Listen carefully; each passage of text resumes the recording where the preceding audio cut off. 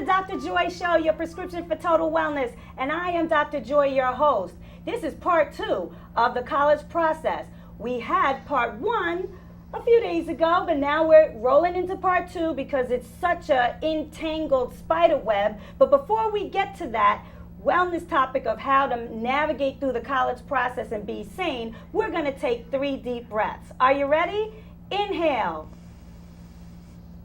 Exhale. Inhale. Exhale. Inhale. Exhale. How do you feel? I feel great. Well, let's jump right into it. I'm not going to talk about the college process all by myself. I have 2 experts here with me. And to my immediate left, we have Radha Mishra, who is the Associate Director of College Counseling at the Hunt School of Princeton. Welcome to the Dr. Joy Show again. She is a returning guest because she was on part 1. And then to her immediate left, we have Trish Fairweather, who is the Assistant Director of Undergraduate College Admissions at, check this out, NYU. That's New York University. That's right, across the bridge from Princeton. So welcome, Trish. Welcome to the Dr. Joy Show. Welcome, Radha. Thank you. I want to jump right into and talk about your role. No, we're going to talk about your role first as a college counselor at the Hunt School. And what is your role? And then we'll talk about your role as college admissions and how they intertwine. Absolutely. I work with 11th and 12th graders. So we prepare the college applications and then we send them off to... Oh, you send them off to the admissions. To the admissions. So you have the baton. Yes. And you pass the baton to college admissions, and then what do you do with those applications? That's right. So we're collecting the applications, we're collecting all the supplementary material. So we're looking at the high school transcripts that are sent to us from the counseling offices, the test scores if a school requires testing, recommendations that are sent by counselors and teachers, and any other supplemental materials that various application processes may entail. So it's a lot of information that we're collecting to create a complete file and then sort of review the student in a holistic way. Wow. So how many readers do you have? Our office has about 22 counselors reading files, and we received over 42,000 applications for admission this year. Yeah. That's a lot. Now let's talk about that whole college process. I know that the application rate has jumped significantly for this upcoming year. Am I correct? Absolutely. Now, why do you think that is? There are a few reasons. The application process has been getting more competitive because students are applying to more schools. Yes. I didn't apply to schools all that long ago, but when I did, students weren't applying to 17, 20 schools, which you see sometimes now. So that's part of it. And there are also just more students who are college bound. There's been a trend over the past number of years, just an increasing number of students of the college bound age group. Okay. It's going down a little bit, but it will continue to rise after that. And so it's just creating a lot of applications being put out there into the higher education world, and it's creating a little bit more competition than maybe parents and counselors had seen when they went to school. Right. And I think also just the common app makes it so much easier to apply. You have the one application and you can use that to apply to multiple colleges. That makes it much easier for my students to apply. Now, is every single college, you mentioned on part 1 in this huge book here, 3,500 colleges. Does every single college use the Common App? No, not at all. Not at all. But a large majority of the Northeast ones seem to use it. So I'm not sure exactly, where it is that they use, but yes, a lot of schools do, but certainly not 3,500, no. Wow, all right. So you've passed the baton now, but I want to reiterate for the viewers, 9th grade, focus on your grades. 10th grade, focus on your grades. Still really like the high school environment, do a little bit of community service, maybe test out a sport. If they're in the arts, do that. But grades is paramount. Would you agree? Yes. Okay, 11th grade, you're going to do your testing, preparation for your testing and your testing, because as you can see, we discussed that the testing piece is part of that supplemental document that the colleges will look for, right? Absolutely. And anything else that you can put on your college application, go ahead and do so, 11th and 12th grade. Now, for the parents, we said that support of the parents is extreme. That's paramount. All right, not to be a helicopter parent, but to support your child Yes. going through the process. Yes. Now let's fast forward and we're to you. Admissions. How do the parents get involved with admissions? This is before they get accepted. Right, right. How Okay. don't parents get involved Yes. in admissions, I think. Yes. No, Okay.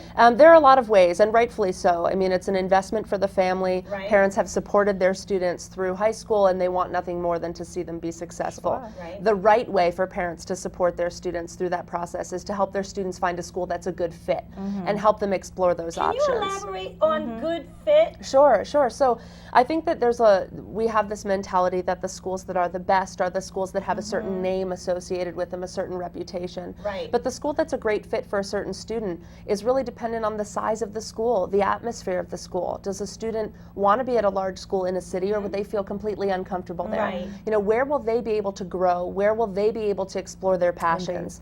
And so the role of the parent is certainly important when it comes to supporting students in their endeavors in high school, but also when it comes to driving them to those college visits. You know, we're helping them go on a summer trip where they're visiting schools and exploring the schools that are actually a real good fit, where the student could see themselves spending 4 years growing, feeling comfortable, but also feeling stretched enough. Okay. So now let's talk about college visits. How often do many colleges have the visits? What about NYU? 6 days a week, all year. Wow. So Monday through What? Saturday, yeah. Oh wow! So Uh, those tour guides are just rolling right They are. along through the They are. village, aren't They are, they? especially this time of year. This is a great time to visit in the sense that it doesn't take away from a student's time at their high school. Exactly. But I would caution students, if they're visiting over the summer, to think about the fact that you're seeing a college campus when there aren't a lot of students on Right, campus. right. So it's a convenient time to visit, but if it's a school that you end up being very serious about and applying to, maybe you're offered admission, visit again while there's students on campus, because then you can get a sense for what the student body is like.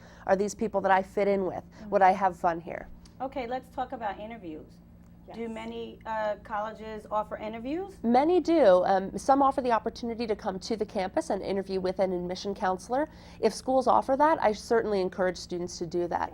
It's a wonderful way to express your interest in the school. How much does that weigh with regards to the college process? It depends on the school.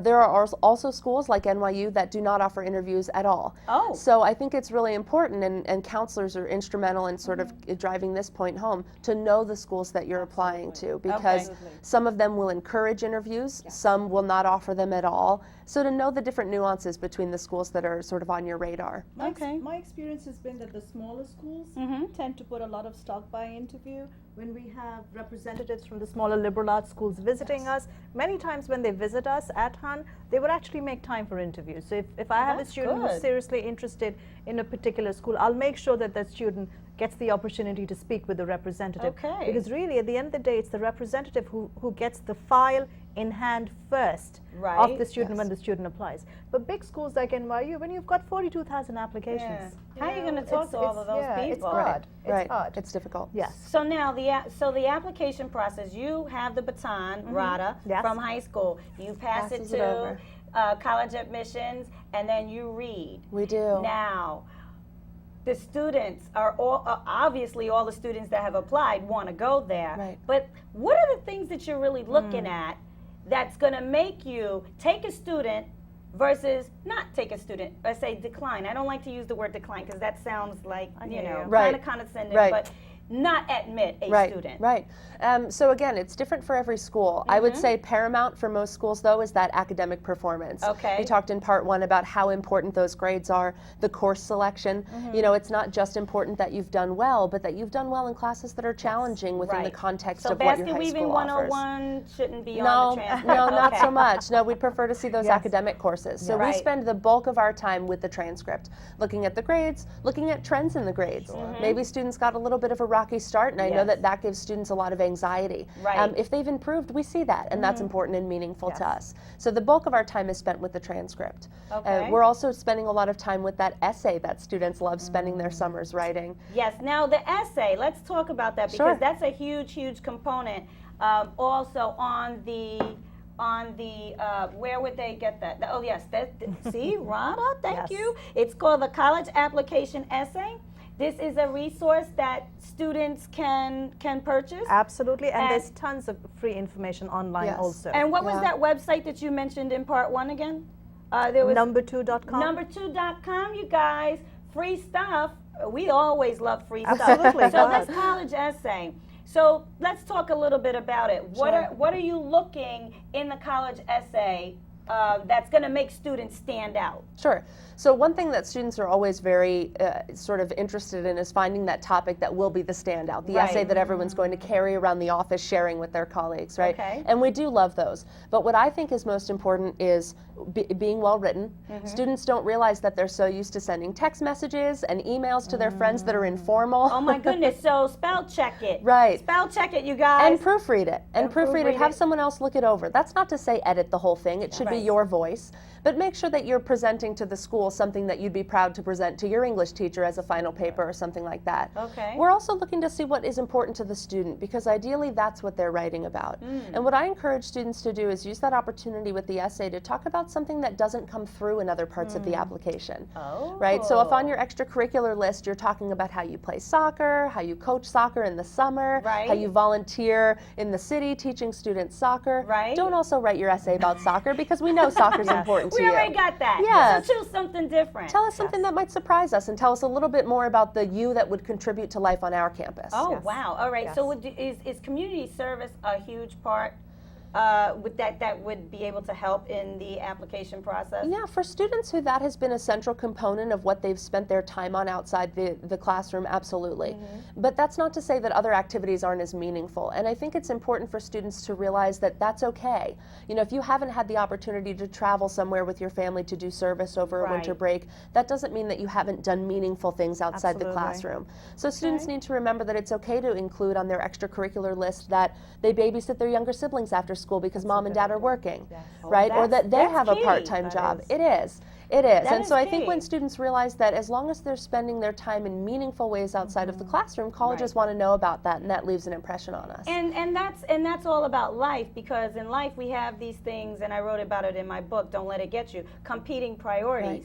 And we need to manage the stress, and this whole process is stressful, but also life is stressful. So it's how we manage those priorities, grades, sports, the arts, our family, work. So that's good that you take a look at that. Now let's talk about deadlines, because from what I understand, it's just not filling out that college app on Common App and just handing it in. There are strict guidelines, and then is it ED, ED1, ED2, pass, fail? What, like, can you elaborate a little bit about the dates? There's all of that, and I think that that's a huge component that adds stress to the process. So something that students and families can do to combat that on the front end is be prepared and really stay organized. So all of the schools that students are looking at are going to be having different deadlines. If students know that they have a top choice school, that if they're offered admission they'll attend, there's something called early decision that many schools take part in, where students can apply a little earlier in their senior year, find out a notification from the school whether they're offered admission or not, and if they are, they're bound to attend that school for the most part. Bound, meaning that there's a contract that's signed between the student that goes to the school that says if I gain admission, I will attend. That's right, the student, the parent, and actually also the counselor. Oh, the counselor is involved, so you're involved again. That is, the ED is very important, and we take that very, very seriously, because it's me testifying that as far as I know, the student is going to be attending your school if he or she gets in. So this is not a means of easy entry. You really have to stay true to the terms of the contract. Otherwise, you know, we lose credibility with the college. Absolutely, and you don't want that, because the two of you are partners. Absolutely. So let's talk about this ED. Is it, because you brought up the word easy.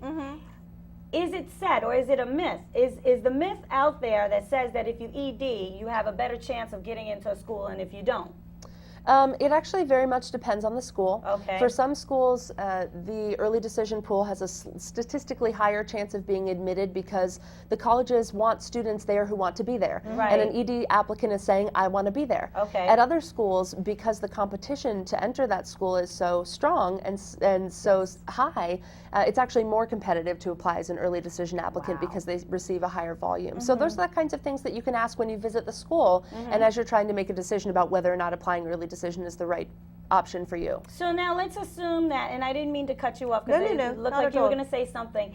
If a student applies ED and they gain admission, that's easy. The path is done there. But if the student applies ED and gets denied, declined, denied, not accepted, do they go into the next pile?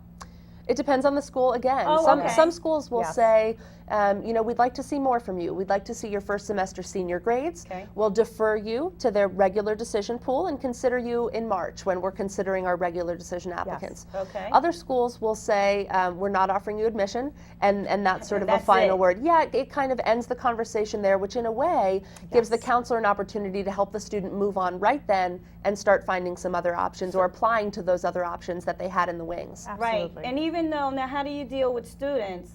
Let's talk about the students that have ED'd and their stress level and they did not get in. How do you You deal know, with that if as they a did counselor? not get in many ways, I like the fact that the college will say, no, you know what, this is the end of the road for you. Right. Because now we look at other options. It's no use leaving a student hanging. It's terrible for the student, it's agonizing for me and for the parents. Right. So from ED, we move forward. And anyway, even when the kid is applying ED, we always have backups and backups and backups. Right. So we've got early action applications. Talk about that. What is early action? What's the difference between early decision and early action? No, because there are a lot of people out there that don't know Absolutely. the No, difference. I laugh because that's what it's it. I Yes. mean, I think that we've made this process so overwhelmingly yeah. Yes. complicated We didn't and go through that. confusing. No, we didn't go through that. No. Okay. Early action is something that some schools offer. Again, not all of the schools that students will be considering, but some schools offer students the opportunity to apply again earlier in the year, Okay. receive a notification from the school, but still have until May 1st to decide whether or not they'll enroll if they are offered admission.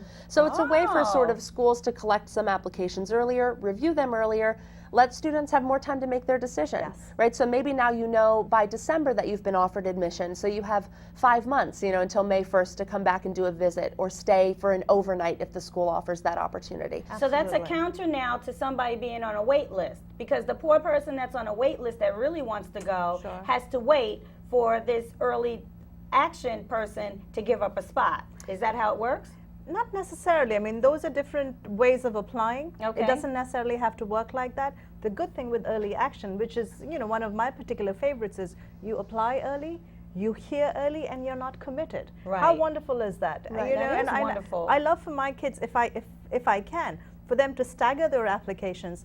Ideally, if they have something in their pockets before Christmas, it's fantastic. Oh, it's a beautiful thing It's- at that it's point. wonderful. Christmas Yes. is Changes sweet. the whole It is. outlook on That the the whole process. December Yeah. holiday is so sweet if they already know. Absolutely. Okay, so now early decision, early action, Mm-hmm. and then what's the next one? Most often the bulk of schools' applicants will be applying regular decision. Okay. And that's, again, the deadlines vary. So if students and families really want to sort of minimize the anxiety, really get a chart, maybe think about each of the schools and Yes. what the deadlines Put it are. in Excel. Yeah, Okay. put it in Yes. Excel, but most of the regular decision deadlines will be sometime in January, maybe January 1st or 15th, February 1st or 15th. Yes. All right, Yes. and then so Just to complicate Yeah. matters, there's Oh, also, no. don't forget, the REAs that are coming in, the restrictive early actions. Yes. yes, These I are heard others as about well. that Yes, too. yes. So that's another thing that's binding. When I hear the word restrictive, that means it's binding. No, it's not. It's not not binding. It's not, how many? There's a handful of schools now that are doing restricted Well, early Princeton and action. Harvard went recently. Yes, many of the Ivy League schools do it. It's sort of Sometimes, asking students yes. to not apply in bulk early to these schools. So Okay. you're not saying I'm early decision, it's binding, but you're saying I'm only applying to you early. Let me know what you think, Yes. and then sort of being able to move So forward. restrictive early action is you apply to a school, Right. but you cannot apply to any other school with the word early in any program. Okay. That's a good way to put it. Yeah. Oh, that's a good way Yeah. to put it. All right. And so, but then you hear early back from them within a month or 5 weeks or whatever. And then once again, depending on what the outcome is, you're not bound to attend. Right. Okay. But while the application is being considered by the REA program, you cannot apply anywhere else with the word early in it. early. All right. Yes. So the only thing that's binding in the application process would be the ED. Yes. That's right, early Yes. decision. Okay. Yes. So now let's fast forward. Yeah. You have the applications. You've read them. Is it a myth again? Somebody with the 4.0, 4.2 straight APs are automatically going to get into a college? What is it how do you determine the students that fill your seats as freshman year? Right. I would say that is a myth. Yes, it's not just about having the best GPA. Okay. For most schools, it's very much a holistic review process. Okay. Many of us receive many more qualified applications every year than we have space in our class. So we have the tough job of looking at the entire application, looking at a student who's academically qualified to be in our classroom and who will stretch other students in the classroom, Right. but also a student who will be a good fit for our community. And that's really central to what most of us are looking for. We want to make sure it's a student who's going to be a good roommate, a student who's going to study abroad if that's central to what we do, Right. a student who's going to thrive in the physical atmosphere of our campus. And that's where those essays, the recommendations, and sometimes short answer questions that schools ask the students to respond to will also play a big role in helping us get to know our applicants a little bit better than just the transcript. Okay, and Yes. what about the test scores? And the test scores as well. I mean, that's part of our review process. Not for all schools. I know you talked a little bit in part one about how some schools are test optional. Right. But for many schools, tests are still a required part of the application. Yes. And so I think I would venture to say, though, that for most schools, that's not a make or break. Right. What we're really focusing on is the bigger picture of the classroom performance over time and the personality that we get from the recommendations and the Yes. essay and all of That's that. so true. Another myth too, private school, private independent school applicants versus public schools.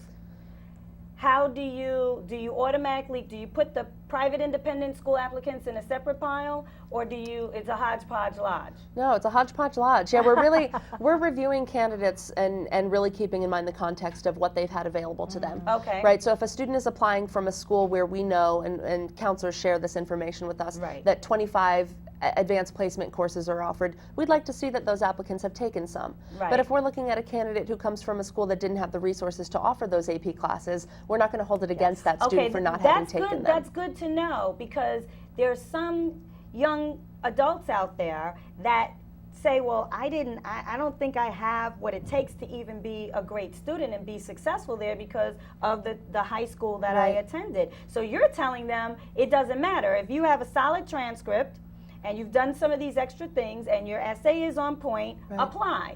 Absolutely. Is that what you're saying? Absolutely. Okay, so so we have the dates. We have the dates of application, testing, and everything. We also Right. have the dates for when they receive the yes or no back. Right. So let's go forward. Now you have these students that have said yes. Okay, what is the transition now to get them to come to the university and minimize their stress? What are you doing for them for mental wellness? When they actually arrive on Yes. campus. So schools have all different kinds of programs. Many schools offer orientation programs over the summer, so you Okay. might come for a few days. I think that's wonderful because in that case, it's during those few days that you meet with an advisor, you pick your classes. There's a lot that you think about and sort of iron out during that time that minimizes the anxiety you Oh, feel about actually sort of wonderful. Sure. driving to campus with all your stuff in Okay. August. But most schools, even if they don't have orientations over the summer, will have an orientation week or so just before school starts that will give students the opportunity to meet other students, meet with advisors and faculty, and just become comfortable in their environment. Beyond that, schools have resident assistants who live in the residence halls and can help students get accustomed to living with a roommate or living away from home, which for many students is for the first time. So there are a lot of sort of safeguards in place to make sure that students who need support with that transition get it. Well, Absolutely. that's really, really good. See, and we just have to make sure that the parents understand that we're working in tandem That's right. together. So it's the Always. parents, the students, college counseling, and college admissions. It's a four-pronged, it's is. really a four-pronged connection. It is. Always. Yes. And then the most important thing that I've heard you say is don't pay attention to the number of the school or the name of the school. That's right. But some of us as parents, and I'm guilty, Sure. all right, you get caught up in that, Sure. but you want to focus on the best fit. Right. Yes. Okay, because some kids don't like large, they don't like small, they don't like city, they don't like Exactly. suburbs. Exactly. All right, so that's what you want to focus on. Yes. But you know, how do you manage their stress level now after freshman year through sophomore year junior year, and senior year of college. Yeah, it never ends, right? There's always something for students to be thinking about. They're always trying to get the higher grades, trying to make sure they're engaged in the right activities and meaningful activities. But most colleges have wonderful programs in place to make sure that students are doing that in a healthy way. So there are a lot of wellness initiatives on campuses. Good. Some campuses have a large wellness center, which is not only sort of physical wellness, but also offers resources for students. All kinds of counseling, career counseling. Many students maintain a relationship with their college counselor and their admissions counselor throughout their 4 years as well. And any sort of contacts that you can make on that campus, the more people you have to lean on or to ask questions of, the better prepared you are to have a successful 4 years. Oh, see, that's wonderful. I like to hear someone say that there's a whole wellness component on a college campus, because those poor kids, and I'm not meaning poor, destitute poor, I'm thinking mentally, they're leaving the nest where they were for 17, 18, in some cases 19 years with their mom and their dad, their nucleus, right? And then they're going to it's like another world. So you want to make sure that they're prepared to be successful in that environment. That's right, yeah. So I wanna thank you both for being a guest on the Dr. Joy Show. And if we want to wrap up, what is the number one thing that you would want to tell a student that's applying to your college? Be prepared and be yourself. Students need to just make sure that it's themselves shining through in the application, because a school that offers you admission is offering that person on paper admission. And if you've done anything to be someone different than who you are to be offered admission to that school, it won't be a good fit. The schools that can see you for yourself and offer you admission are the schools where you're going to be happy. So be yourself. Okay, what about the one thing for parents? One thing for parents is be involved, know what's happening, but let your students really be in the driver's seat. Make sure that they're calling the school and asking questions. They're the student who's going to be at that school for 4 years, not the parent. So no helicopter parents. No helicopter. No helicopter parents. Okay, Radha, you, two things. One thing for the student, one thing for the parents. Okay, for the students, having fun and doing well academically are two sides of the same coin. So we need to be doing both. And for the parents, like I said to you in my last show, support, support, support. Support the child, but do not be the child. Like you said, be their advocate, but let the child advocate for themselves. So don't write the application No, for them. no, Right. no. All right. Absolutely no. So again, thank you very much for being guests on the Dr. Joy Show to talk about navigating through that crazy college process. Until then, next time, ladies and gentlemen, be blessed, stay healthy. See ya.